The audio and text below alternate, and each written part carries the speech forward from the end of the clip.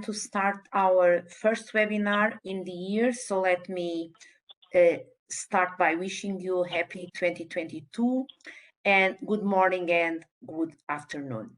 Today, we're going to discuss and find answers to an important question that many business people and investors ask themselves. Yes, sustainability is great, but is it going to be financially worth it for my business? And our speakers today will say yes, definitely yes. With the ROSI methodology, where ROSI stands for Return on Sustainability Investment. ROSI is a practical framework developed by the NYU Stern Center for Sustainable Business to bridge the gap between environmental, social, and governance sustainability initiatives and financial performance. For those that are joining us for the first time, I am Luísa Ferreira, Head of Social at European Investment Bank Institute, the philanthropic arm of the IB, the EU Long-Term Financial Institution, and I will be your host for today's webinar. And it's my great pleasure to introduce you to today's speakers, Rithu, Raman, and Chisara, Ehiemere, both from the NYU Stern Center for Sustainable Business, where Rithu is an associate research scholar in the corporate research and engagement team, and she works on ROSI with companies from a variety of industries. Chisara is the senior research lead, where she oversees ROSI methodology research partnerships with companies. Before I give the mic to Rithu, a couple of housekeeping issues. If you have any questions throughout the presentation, please write them in the chat box and use the option Send to all panelists. They will try to answer all of them at the end of the webinar. And one final note, in a few days, the recording of this webinar will be available at the Institute's YouTube channel, along with all the other webinars we have posted in the last few years targeting social entrepreneurs. So, Rithu and Chisara, the mic is yours. Thank you. Thank you, Luísa, for the very welcoming introduction. We are really excited to be here and to share some of our insights today. And thank you to everyone and welcome for joining our webinar on how to build your business case for sustainability, where, as Luísa has mentioned, we will talk about the methodology that we created here at the NYU Stern Center for Sustainable Business, or CSB for short, called our Return on Sustainability Investment Methodology, or ROSI, which we will explore further in this webinar. And a couple of things we just want to note in terms of the objective of our discussion today and what we hope you come away with are a couple of things. So one, we really want to highlight the importance of sustainability in general and companies adapting some of these strategies, and also how it can impact and drive a company's financial performance for the better. Another component we want to look at is providing an overview of how our specific ROSI methodology can complement other impact measurement related methodologies in order to provide a strong business case for why companies should be investing in certain sustainability actions. In relation to a question that was submitted earlier this week, this methodology can certainly be used for socially oriented actions and initiatives. And we definitely do look at both tangible and intangible values, which we will show a couple of examples in this presentation. And lastly, we hope we can also come away with a couple of references and tools that are publicly available and other resources that we hope that you can leverage if it's at all helpful in terms of helping you to quantify the initiatives at your company or if you're an investor. So with that, I'll just move on to our agenda. So a couple of things, as Luísa had mentioned, I'll spend about 45 minutes or so just going through, who we are at CSB, what is the type of work that we do. We'll go over the overview of our methodology with a couple of also sample case studies in order to bring our framework to life a bit more. We'll also go through a ROSI real-life application just so you can see what is the type of mindset and metrics that we provide when we go through an actual ROSI project together with a company. We'll be using the apparel industry as an example. And then lastly, we'll end with a couple of resources and links that we'll also be sharing at the end of this webinar along with the recording so that you can use for your reference going forward. And lastly, as Louisa has mentioned, we will then spend about 50 minutes for any questions that you may have. So please feel free to enter them in the chat, and we look forward to answering them. Great. So before we dive into our core research and work around ROSI, it might be helpful to provide some context on who we are at CSB and the type of work that we do. So as background, CSB was founded about 6 years ago by Tansy Whalen, who is our director currently, and was president of the Rainforest Alliance for about 15 years or so prior to this role. And so the main reason or mission of founding CSB was about twofold, which is, one, it's to prove the value of sustainability for business management, especially as it becomes more top of mind for key decision makers, and especially as ESG becomes more prevalent in the field.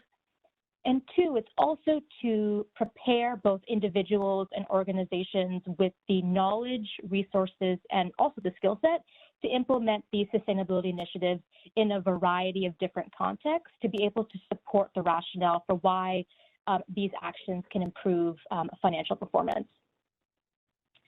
Now, in order to meet this mission, there are a number of sustainability-related programs that we offer here at CSB, and they're covered in the 3 categories that you see here down below. So under innovation and education, we work with undergraduate and MBA students, and we offer a number of experiential learning opportunities where they can intern at sustainability-focused companies. And we find that this is a very valuable experience for students who want that hands-on application of applying sustainability concepts, and also companies can get, just a different sort of mindset from students, and we really feel like it's a win-win situation that provides value for the future.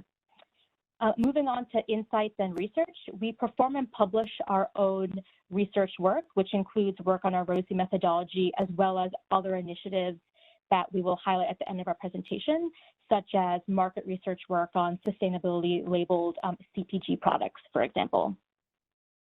And lastly, under influence and engagement, we participate in thought leadership and host workshops and events with alumni and industry experts across a variety of sustainability topics. So for example, every year we host what we call our annual practice forum in March, which focuses on a particular sustainability theme for the year, and we organize panels and workshops for an interactive experience with companies, investors, and other organizations.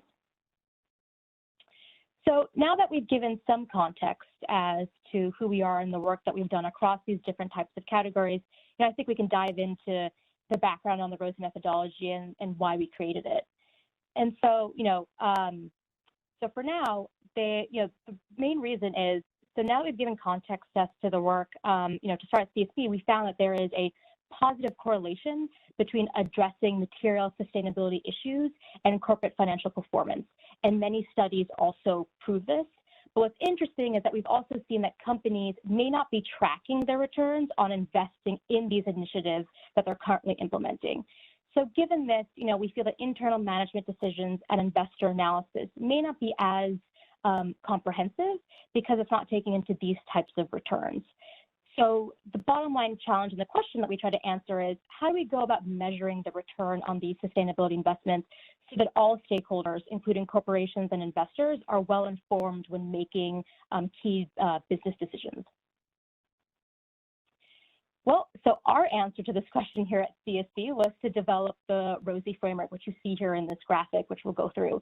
And so the ultimate thesis of this framework is that when a company embeds sustainability practices that are core to its business model, which means that it aligns with what the company does as part of its mission, it can improve a company's financial performance in multiple ways, such as the 9 factors or levers that you see highlighted in the bright blue column in this graphic here.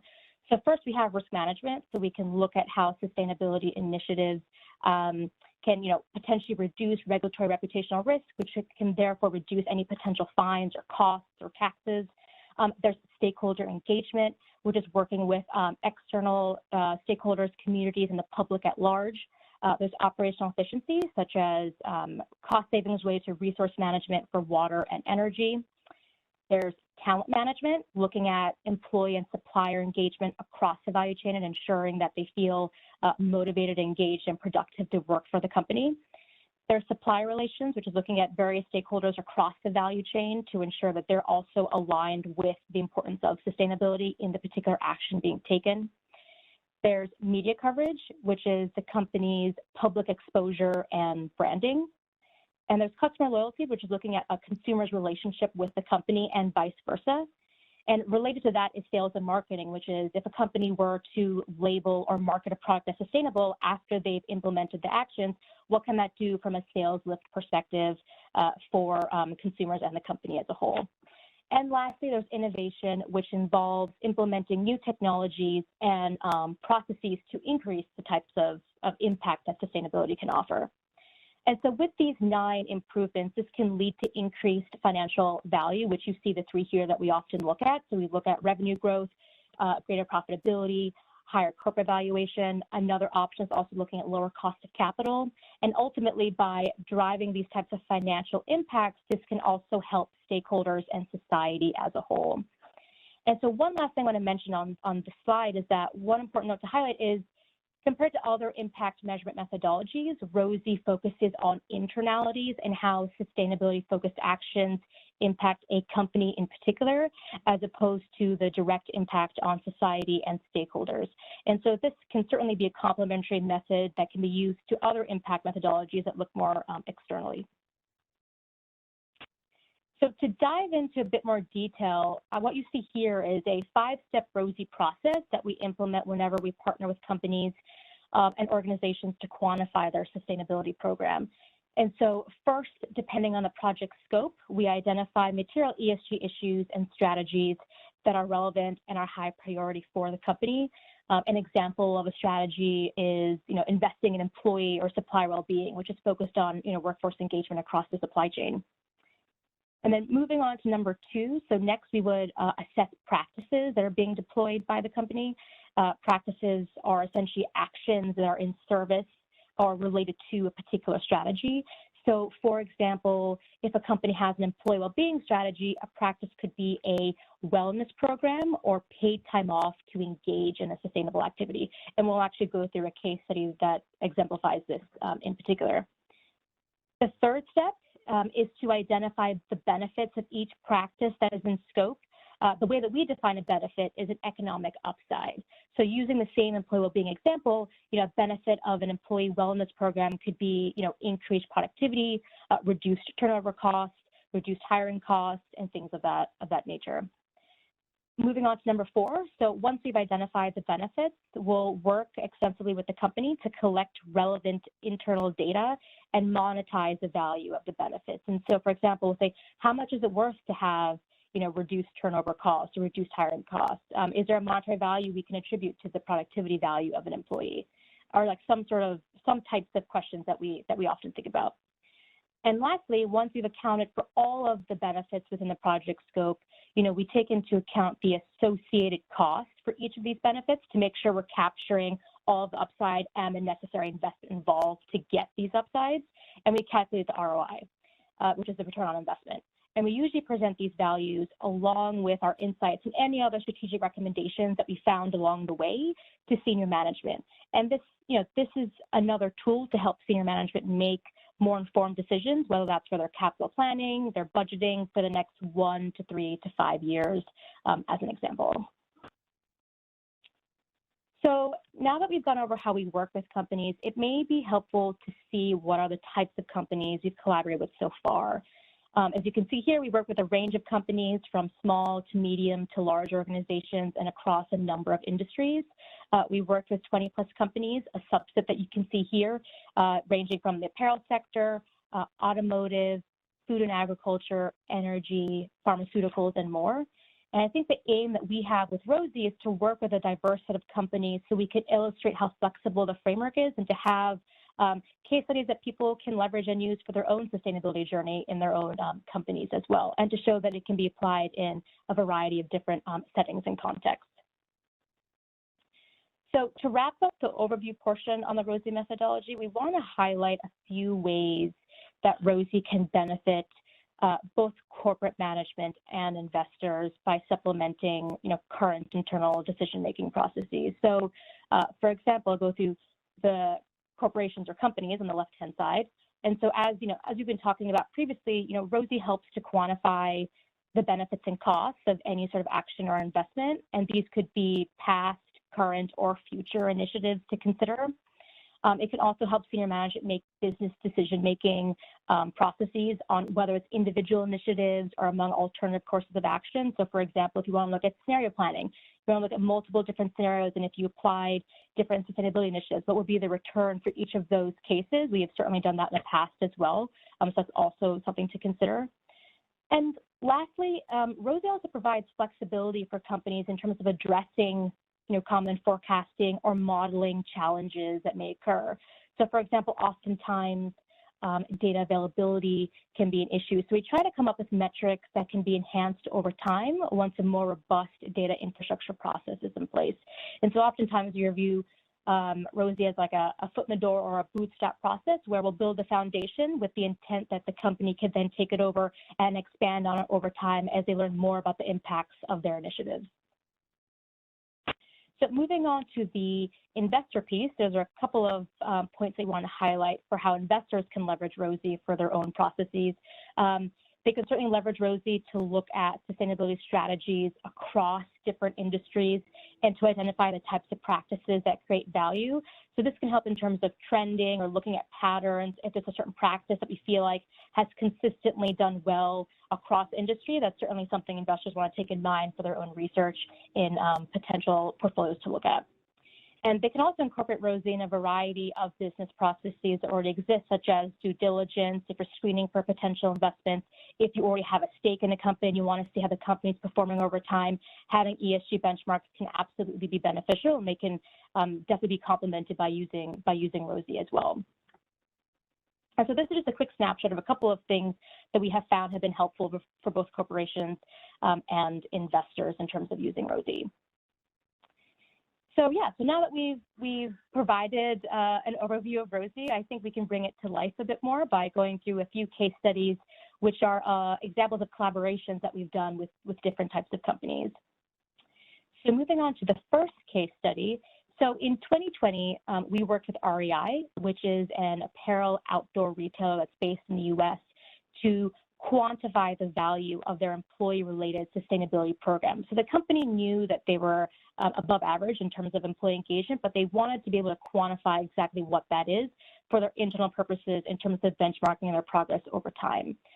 So the first thing that we did is we verified that their sustainability program was correlated to increased employee engagement. We want to make sure there was a connection for the basis of our analysis. And so through a statistics analysis that we found to get the correlation, we determined, okay, there's a positive correlation, we can do a ROSI analysis on this. And so what we did is we monetized the 3 benefits related to employee engagement, which seems very similar to the slide that I covered before, which again was looking at reduced turnover and hiring costs. And we also looked at increased productivity in the context of high performers, because after speaking with REI, they felt that the increased productivity would result in those types of employees rather than looking at the whole subset. And then after we looked at that, we also looked at the cost. So the cost looked at was mission-aligned investments, including paid time off days. So these are over and above their normal vacation days. And so these days are meant for them to spend time outdoors and to really enjoy nature, which is what REI is about. And so it's a way for employees to align their personal values with the company's values. And that's why it can help to drive some of these benefits that we've mentioned, such as higher productivity and reduced turnover. And one thing to mention on this before I go to the end result is the way that we quantified some of these is we benchmarked REI's rates to industry rates. So for example, we looked at a general industry turnover rate against the REI rate, turnover rate. And we took the difference to get the actual benefit or the value that this provides to REI. And so we did that for all the benefits as well as for the cost. And at the end, as you can see, all in all for 2019 specifically, the total value of the program was $34 million, which was about 5% of payroll expenses.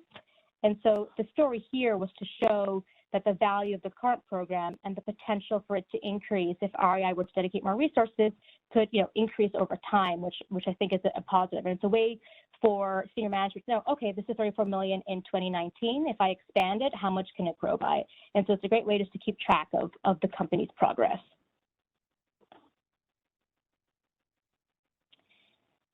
Okay, so moving on to our next case study slide. So for another project we worked on was with Eileen Fisher, which is a sustainability-focused apparel brand.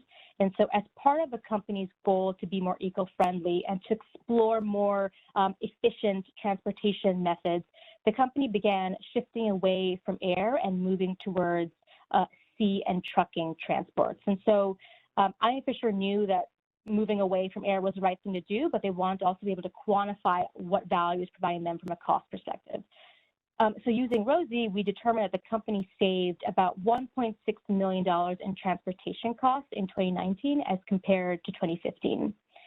From a societal perspective, the company saved about $150,000 from 2015 to 2019 due to reduction in GHG emissions. And so the benefits, as you can see, are from shifting away from air and transportation was pretty significant to note for this time period. And we found that this benefit will only further increase due to COVID, when air transportation has increasingly become more expensive, especially given the demand in products to be shipped. And so again, Eileen Fisher knew that moving away from carbon-intensive methods was the right thing to do, but they also wanted to see what the value is to be able to share it both internally and to their external stakeholders as well. Great, and so for our third and last case study, our team partnered with Reformation, which is also a sustainability-focused apparel brand that's based in the US, to quantify the value of their circularity program with ThreadUp, which is an online consignment company. And so essentially, in terms of how the partnership works, any person can ship old clothes and jewelry to ThreadUp across any brand for cash or credit. If the person chooses shopping credit, one option is to receive credit to purchase Reformation products. And so we at CSB quantified the value that this partnership was bringing to Reformation specifically, and we boiled it down to about 4 benefits that you see here on the slide. And so, we looked at a variety of different benefits, but we worked with Reformation closely to prioritize the ones that had the most impact or the ones that were definitely top of mind for their employees. So the first one I'll go over is a profit from partnership program. So this is the most sort of direct, top of mind benefit that we look at. So we looked at the revenue minus cost that the partnership was bringing to the company directly. And this is an example of innovation, right? Because you're bringing in a whole new revenue stream that you didn't have previously to the company and all the benefits that come with it. So that was an exciting one to definitely talk about and work through. The next one we looked at was incremental profit from a new customer base. So from the program, some customers were introduced to Reformation for the first time and became loyal, frequent customers. So we looked at the value that this provides on an annual basis because we found that some customers, new customers specifically, were coming 2 to 3 times per year after first being introduced to Reformation. And that, over time definitely adds up. So that was definitely a benefit we want to highlight in terms of targeting new customers in the future as well. The next one is customer acquisition cost reduction. So given that the program provides an organic avenue for new customers to gain exposure to Reformation, the company can potentially reduce its marketing spend and potentially save on costs if it wants to use its customer acquisition costs or savings elsewhere. So they definitely have the choice in terms of how they want to spend their budget of acquiring new customers, and this gives them the flexibility to allocate those funds elsewhere if they decide to. And lastly, on a similar sort of note in terms of monetization, this partnership brought significant media attention and visibility to Reformation. So we looked at the increase in earned media. So therefore, rather than dedicate specific monetary or funding to promote the company's collaboration with ThreadUp, Reformation again, had the choice to allocate their finances elsewhere just because of how much exposure they were getting organically from this program. And so looking at these four benefits in total, Reformation derived a net benefit value of about $1.9 million in 2019. And again, the idea that if the company were to focus more funds towards this program, this value can potentially improve over time. And one important note to highlight on this is that this is a good example that partnerships like this can work for companies that are thinking of doing more sustainability programs, but may not necessarily have all of the infrastructure in place. So for example, in this partnership, Reformation incurred minimal costs since a lot of the infrastructure cost was borne by ThreadUp, but they were still able to be a participant in this and be able to execute and engage in mission-aligned initiatives while increasing its financial performance. And so if there are companies that are wanting to dip their toes in these types of initiatives, a partnership program definitely seems like a way to get that rolling for them and to get them more exposure in this field. Great. So now that we've shown a few case studies and shared, how ROSI works in these company collaborations, I think we can dive into an exercise where we walk through a ROSI example together within the apparel industry. So to give some background, in 2020, with funding from HSBC, we launched a ROSI framework with the apparel industry. And so after extensive research and interviewing companies within the industry, we found that apparel companies are driving sustainability improvements using at least one of the 8 strategies highlighted below. So as a quick overview of these strategies, of the 8 that you see here, you have the first 4, which are more operationally focused, such as reduction in chemical impact, improving water and energy management, and investing in reduction of material waste. And then you have the other 4 down below, which is implementing sustainable raw material sourcing, investing in brand marketing and communications, and the 2 that I briefly touched on, which is investing in employer and supplier well-being and investing in circularity and innovation. And so once we identified the 8 strategies we used in this industry, we created a value chain in order to properly assess the sustainability efforts across different stakeholders and to determine where there were opportunities for impactful change. So for example, identifying opportunities or benefits for product developers in this chain is different than identifying opportunities for retailers, or they could be different. And so given that there could be different opportunities sitting across different parts of the value chain, we decided to create a full value chain that runs all the way from product development all the way to consumer engagement. So you really have an end-to-end view of all the types of benefits that can accrue to all the different types of stakeholders for a particular strategy. Now, one point I wanted to mention, which will be helpful for the real-life application that we're about to go through, is that for the purposes of the exercise, we are assuming that the corporate portion of the value chain is equivalent to an apparel-related brand, where they may own the retail portion as well. So for example, in this value chain, we're assuming that where it says corporate, that is equivalent to the brand, which is also owning the retail portion. So for example, Eileen Fisher is the brand, and Eileen Fisher also has retail stores where they sell their products and clothing. But we also want to acknowledge that there are other ways of viewing this value chain. For example, the retail portion may be separate from the brand. So Eileen Fisher, for example, could be selling its garments to a Macy's or Nordstrom, which is a department store, which would be sitting in the retail portion. But for the simplicity of our exercise, we're assuming that the brand is also covering the retail portion as well. So in our walkthrough example, we will focus on one strategy, which is investing in circularity and innovation. We're going to be emphasizing the innovation part, and we're going to be quantifying the benefits attributed to the following practices and sub-practices within the strategy. So the practice we have is investing in circular design and innovative use of materials or processes. The sub-practice is use digital samples instead of physical samples, which we'll explore in a moment what that is. And then to take a step back, we're looking at just one practice in particular as an example. We have practices and sub-practices for all of these 8 strategies on our website, which we will also be including in the link in our follow-up email. And so this is just one example just to show you how we would think about ROSI in this context. And lastly, the value chain areas we will explore for this sub-practice falls within the product development side, which will sit within the corporate/brand area. and manufacturing, which is within the supply chain. And so the reason why this is interesting, this illustrates that sustainability initiatives can impact, one, multiple value chain partners, and also it's a team effort. If you want to successfully execute a sustainable initiative, it's best to have buy-in across the value chain as opposed to one particular stakeholder.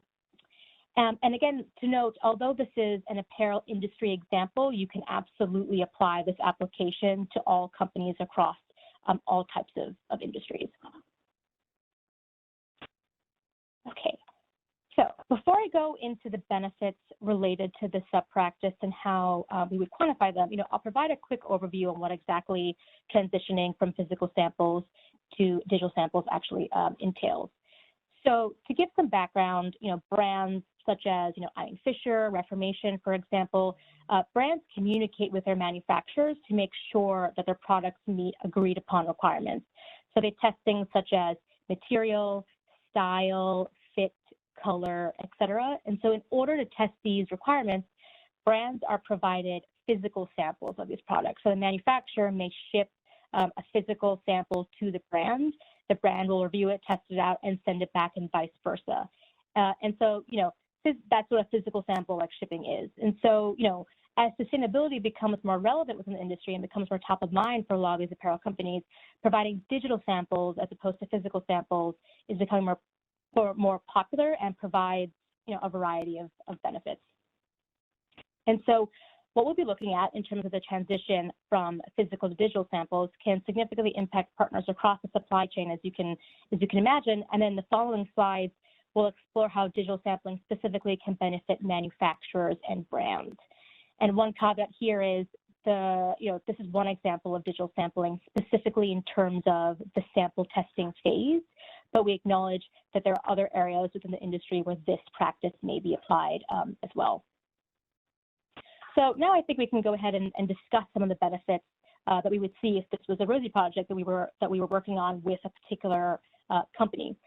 So the first thing is by switching to digital sampling as opposed to physical sampling, you would see a reduction in material and other product development costs.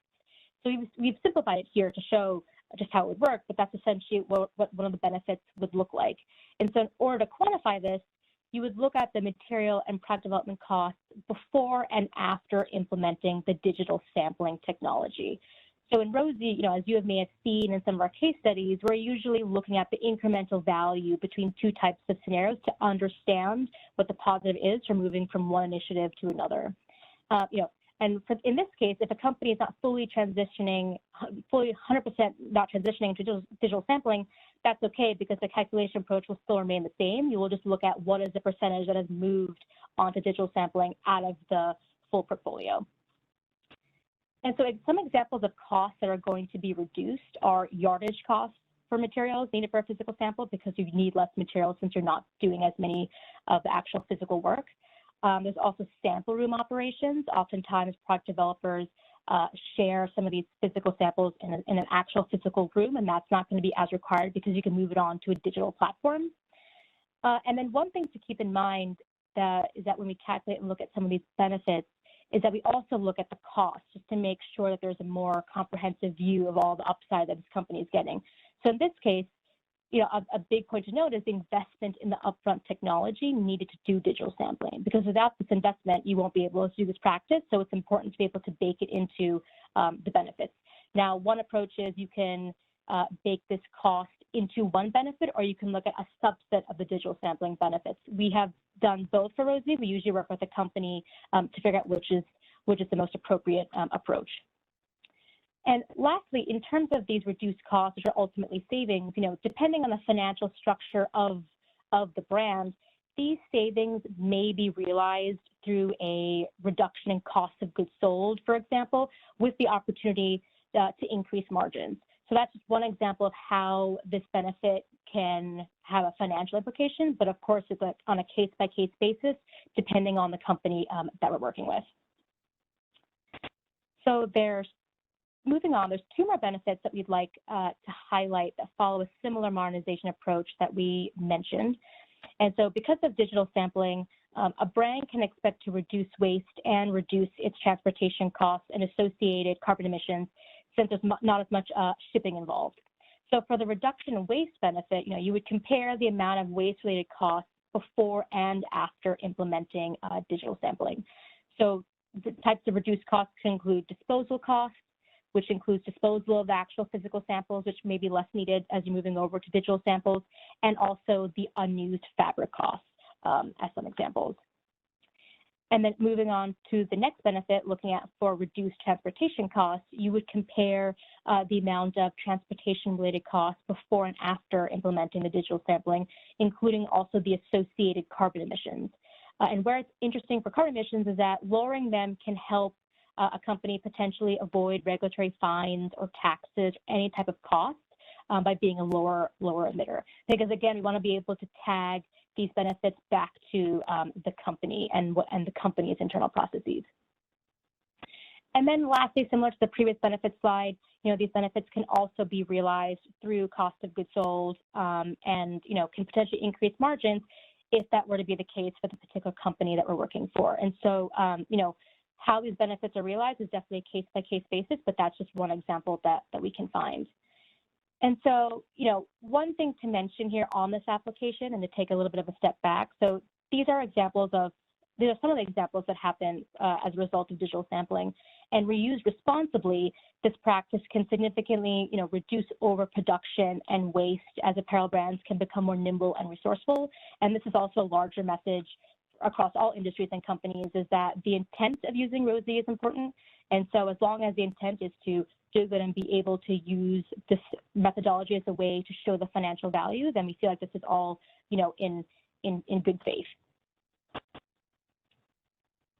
Great. So since we've gone through this exercise of how ROSI works, where do companies go from here? So as you've seen, some of these metrics and KPIs, as they can also be called, and calculations can be simple and straightforward, and that is partly by design. Usually within a company, the data that is needed, often lives in different places and across different teams. So part of what we do is also to help consolidate this information together into one messaging with the intention that it'll be improved upon, over time. And as you see here on the slide, the ROSI framework is meant to evolve over time as companies, develop criteria for priority sustainability investments. Once they know what investment is considered worth it, what's a good investment versus not as good investment, that's important to know to be able to use ROSI more effectively. It also helps with enhancing internal processes for improved data collection, as I highlighted mentioned before. And then lastly, it also helps identify, new benefits and refine monetization approaches. Even if we're working on a model that may be a different project scope, it definitely has the flexibility for companies to be able to apply it to other instances within their firm and to be able to identify new benefits and refine the way that they think about quantifying some of these metrics. So it's always, a developing tool. And so by having this flexibility, we feel like it's important for companies to be able to not only internally communicate to the key stakeholders in the community within the senior management of the company, but it's also important to be able to share and disclose their actions to, public stakeholders like investors, for example, regulators, and other key parts of the communities, because companies do, impact society. And so to be able to show what they're doing can make a big difference, especially showing that they're progressing over time in these types of initiatives. So with that, we'd like to wrap up our presentation by discussing a couple of our resources and tools that are publicly available and that we hope that, could be helpful on your journey. So on our website, you can find more information on our work, along with a step-by-step guide on ROSI, a few of our research publications of the work that we've done to date, additional case studies. So for the ones I went over for REI, Eileen Fisher, and Reformation, we have full in-depth cases on how we monetize them in case that's of interest. And of course, we also have free publicly available Excel tools that you can download and use to start quantifying, maybe putting in some of your company data to see what the impact could be for a particular initiative that maybe you're thinking of deploying. And again, we'll share these links in the follow-up email along with the recording. And lastly, in addition to our ROSI work, we also regularly publish thought leadership pieces and research and ongoing research work that we're implementing. So here on this slide, we have some of our recent work that you can find on our website as well. And so last year, for example, we published our work on ESG investing in collaboration with Rockefeller Asset Management that you see here under the ESG research column. Moving on to the consumer insights research column, every year we publish our updated data on our sustainable market share index, which is led by our colleague Randy Crontel-Sacco, who has many years of experience in the marketing space. And essentially through this work, she and her team have found that sustainability marketed products are responsible for more than half of the growth in CPG products from 2015 to 2019. And we find that outcome is still consistent during COVID too, which is a pretty interesting finding. And lastly, we have a number of articles that we have written, including some in the Harvard Business Review website, on the importance of embedding ESG within a company's business model and why senior management support on this topic is so important. So these are very, I think, helpful articles if you're thinking about sustainability or you're wanting to further along in your journey. This could be some resources to consider.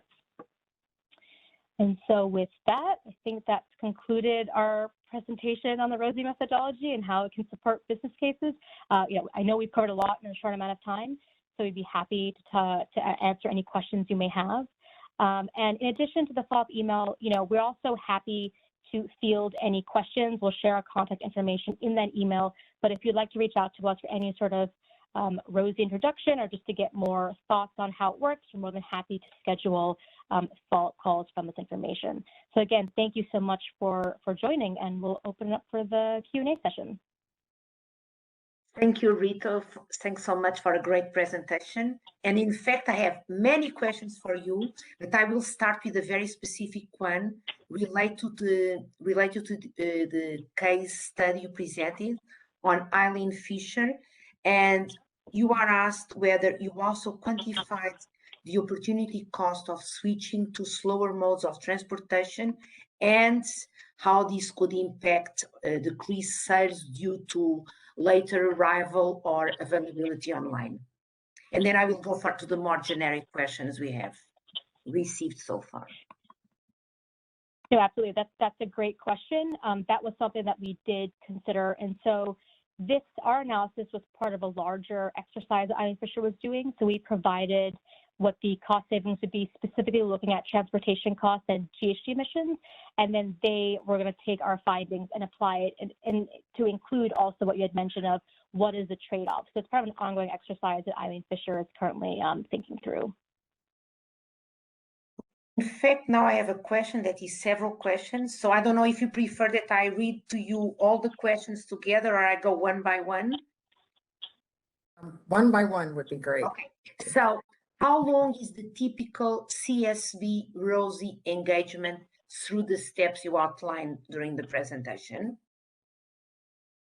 Sure. So the typical process, which is the 5-step process that Rithu shared, would take working with us typically 6 months. It really depends on the scope. I mean, the projects are quite bespoke in nature, but if you're looking at a couple of benefits related to a couple of sustainability initiatives, we'd be talking about 6 months. That timeline for a company that is doing this on their own within their company could be shorter because they could talk to their internal stakeholders with more ease and kind of fit that into their regular time schedule.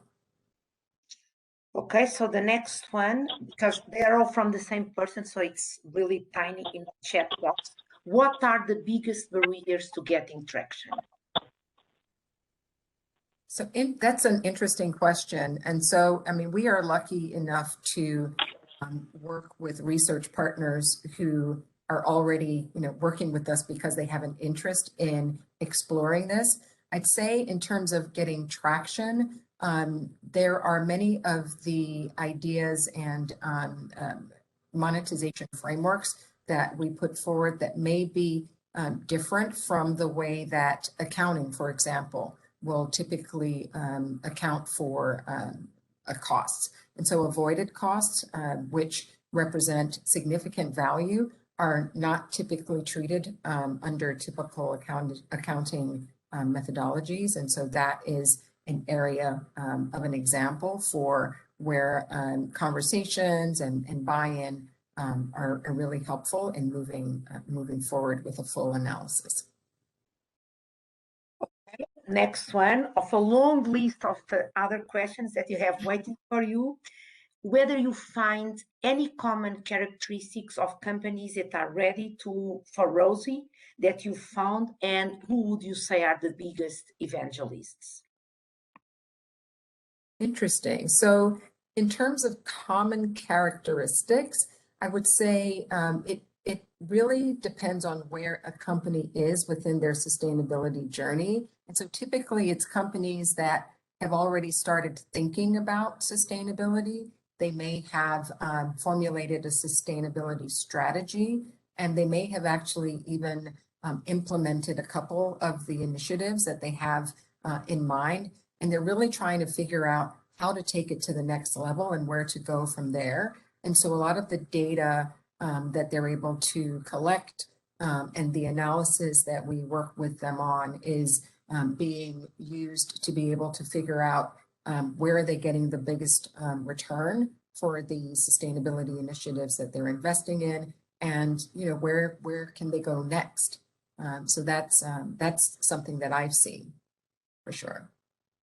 Then I have a related question, which is, when can a company implement the ROSI methodology? Does the company need to have a sustainability program in place to leverage this methodology or not? Yeah, so the sweet spot is having thought through sustainability and thought through a materiality assessment of what's important within the industry that a company is working with, because that's really that starting point to be able to look at the practices that may be employed. So for some of the materials that we have on our website, for example, with the apparel framework that Rithu talked about, we do have a good starting point for companies that may be starting early in that journey to say, here are the key strategies that are typically utilized within the apparel industry. We're doing some work also in the food and agriculture industry as well, just really to help companies that may be early in that journey. But then also, as Rithu pointed out, there are opportunities to then move forward into setting up a way to track how you're performing once you've decided that this is something that you want to look at. There may be strategies that you are interested in implementing, and then trying to figure out how do you then set yourself up for success by starting to collect data that you will be able to utilize as your program expands and as you do more work in different strategies. Oh, thank you. Next one. How can the ROSI methodology be used for sustainability initiatives that are planned for the future and for which no company data is yet available? Yeah, so for initiatives that are planned for the future and where there is no existing company data, I think a good practice is to start to ask the questions around what the benefits are for the practices so that you can set that up. I mean, when we're working directly with research partners in this area, we set up what we call template tools, where we start to define for them the data that they should be collecting based on the benefits and the discussions that we have internally with cross-functional interviews to identify where do you start to collect. And then as you collect more information over time, then those metrics become more robust because you start to collect information and get a better understanding of whether you're going in the right direction and where you may need to maybe collect something differently, as an example.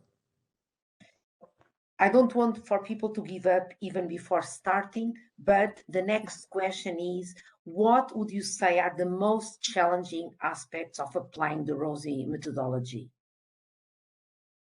Okay, so that we're not getting folks stopping before they start. I think I would say, and then I'd also be curious from Rithu's perspective as well, I think one of the things is first getting that buy-in to be able to look at sustainability differently. In some cases, sustainability, companies have made, larger companies have made commitments to reducing greenhouse gas emissions, for example. And so the will is there. It then becomes, how do you actually account for being able to meet some of those goals? And so it's getting cross-functional buy-in to start to look at things differently and to start to understand the benefits. As I said earlier, really getting that finance team involved to understand how they may be able to use that information around avoided costs, which are really important in a changing regulatory environment. And then I'd say on a more practical term, it's just trying to find the time to schedule in those initial meetings, because if you're going through this kind of change in the way that you're thinking, then you're oftentimes adding a bit to an existing job. So getting those resources freed up to participate. But once that's in place, I think you're in good shape. Rithu, any other thoughts on that one? Yeah, no, Chisara, I think we're on the same page on that. And just to add to the mindset shift is also from I guess, a more detailed perspective, is just even the monetization modeling and those that we work closely with in companies. It's also about just thinking things a bit outside the box. And ROSI tries to offer a complementary way of looking at assumptions or how we want to do forecasting. And so just being open to those types of ideas, since it is a different way of monetizing things in a way that's supposed to enhance the quantification of sustainability initiatives, is something that's important. I think companies should want to be able to do this in order for it to be a successful engagement. Okay, so the next one is applying the ROSI methodology, a one-time project. What happens after the company engagement ends? Yeah, so with research partners that we work with, we hope that it isn't something that ends once we do that initial analysis with them. We try to set them up for success by creating tools that they will be able to use over time to track the benefits and changing benefits that they may see going into the future. And we also encourage them to share that information with initiatives, for example, that may not have been implemented yet. Once that way of thinking and that process has been applied, we do believe that is learning that can be shared across the company.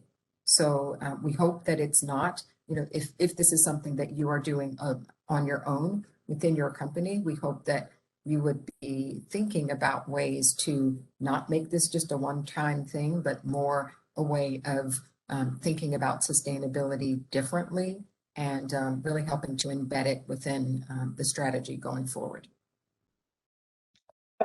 You just mentioned if you are doing this on your own. So if I'm